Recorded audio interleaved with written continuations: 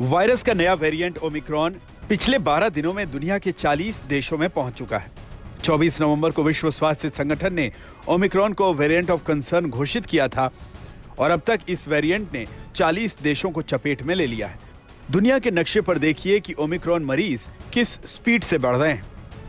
दक्षिण अफ्रीका में 183, बोत्सवाना में 19, ब्रिटेन में 32, नीदरलैंड में 16, ऑस्ट्रेलिया में 8, अमेरिका में 8, फ्रांस में 8, जर्मनी में 10, घाना में 33 और हांगकांग में 7 मरीज मिल चुके हैं, जबकि भारत में ओमिक्रॉन वेरिएंट से संक्रमित मरीजों की संख्या 21 हो चुकी है।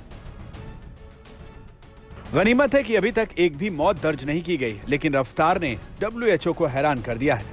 अगर कोरोना को काबू में नहीं किया गया तो अगले 2 महीने में आधा यूरोप इसकी चपेट में आने वाला है, जबकि फ्रांस में 5वीं लहर की शुरुआत हो चुकी है। फ्रांस के स्वास्थ्य मंत्री ओलिवियर वेरन लोगों को सावधान रहने की अपील कर रहे हैं।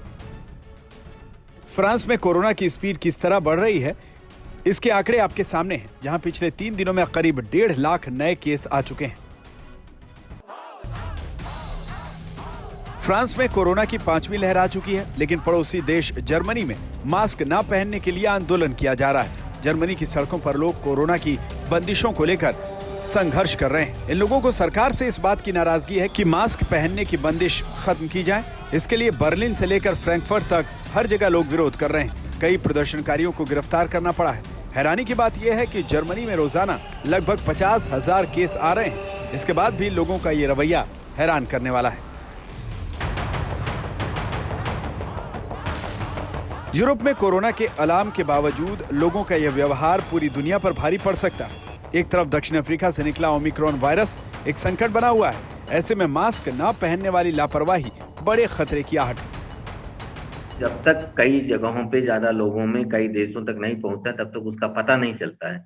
जब वो बहुत जगह पहुंच जाता है, तब ये पता चला अच्छा ये तो एक नया वेरिएंट है जो कई लोगों में पाया जा रहा है, इसका मतलब ये वेरिएंट ऑफ कंसर्न या कुछ ऐसा है।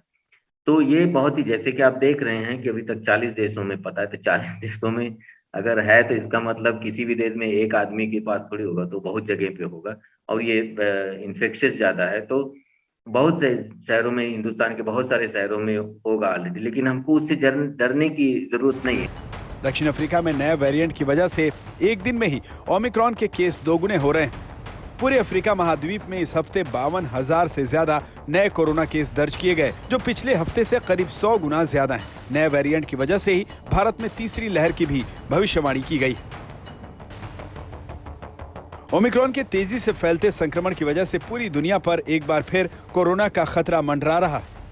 अगर इस खतरे का सामना लापरवाही के साथ किया गया तो अंजाम भयानक हो सकते हैं। नए वेरिएंट पर दुनिया भर के वैज्ञानिक रिसर्च कर रहे हैं, लेकिन फिलहाल जो जानकारी है उसके मुताबिक वैक्सीन ही नए वेरिएंट से बचा सकती है। आज तक ब्यूरो।